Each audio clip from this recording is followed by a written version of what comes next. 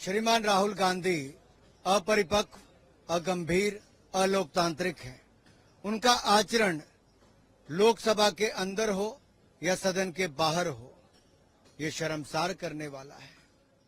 कैसे एक व्यक्ति जो एक बड़े राजनीतिक दल का अध्यक्ष रहा हो, वर्षों से सदन का सदस्य हो, सांसद हो, उसके बावजूद एक नहीं अनेक बार कभी बोलकर तो कभी अपने कृत्यों के माध्यम से आलोचना सहता है।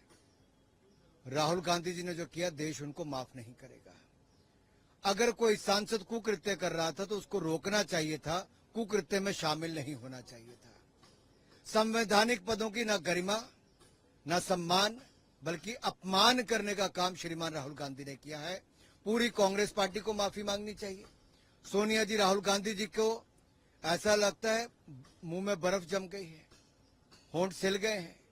माफी मांगना तो दूर, ये उल्टा आरोप लगा रहे हैं।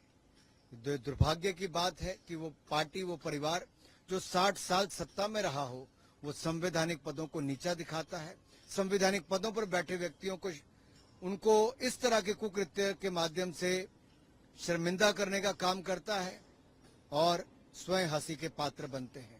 ना जाट समुदाय, ना किसान इनको माफ नहीं करेंगे। देश के सामने एक सच्चाई आनी चाहिए कि विपक्ष का रवैया जो सदन के अंदर रहा, तख्तियां लाना, हंगामे मचाना, हुड़दंग मचाना और आनन फानन में केवल संसद का बहिष्कार करना। प्रधानमंत्री जी ने पहले दिन ही कहा था कि चुनाव की पराजय का प्रभाव चुनाव इसमें सदन में न दिखे, उसको खामियाजा न भुगतना पड़े, और वही हुआ। विपक्ष ने बहाना ढूंढा सदन ना चलने का, जनता से जुड़े मुद्दों को ना उठाने का, और लगातार उपराष्ट्रपति जी का अपमान करने का। ये पहली बार नहीं, पहले राष्ट्रपति जी का किया, प्रधानमंत्री जी का बार बार अपमान किया, संवैधानिक संस्थाओं पर बैठे लोगों को और संवैधानिक संस्थाओं को लगातार आलोचना करते रहे।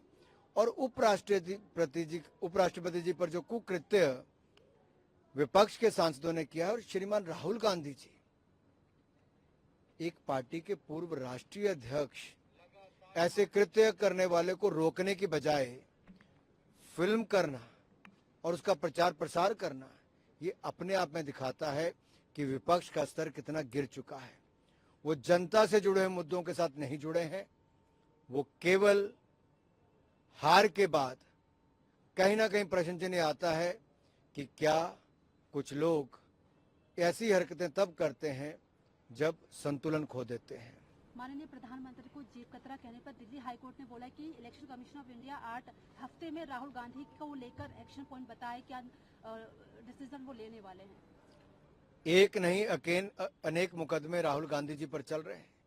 भ्रष्टाचार से लेकर अवमानना के चल रहे हैं, और पहले भी कई मुकदमों में कभी बेल पर हैं तो किसी में सजा तक सुनाई गई।